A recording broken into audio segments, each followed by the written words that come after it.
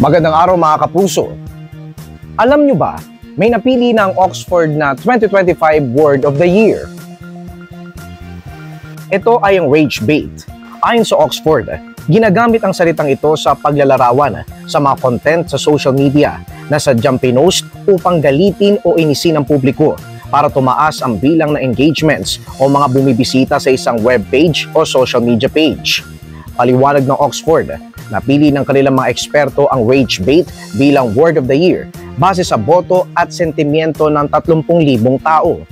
Triple rin umano ang itinaas ng mga gumagamit ng salitang rage bait. Bago ito maging internet slang, una nagamit online ang salitang rage bait sa Usenet noong 2002 kung saan inilarawan ang isang insidente sa pagitan ng dalawang motorista. Kabilang din sa mga pinagpilian para maging Word of the Year ay ang aura farming, na naglalarawan sa isang taong nakakabilib, may karisma at kumpiyansa sa sarili. At ang biohack, na naglalarawan naman sa mga ginagawa ng isang tao para mapagbuti pa ang kanilang sarili, kabilang ang paggamit ng mga gamot at teknolohiya. Ako po si Paulo Villena ng Super Radio DZBB para sa Alam Nyo Ba?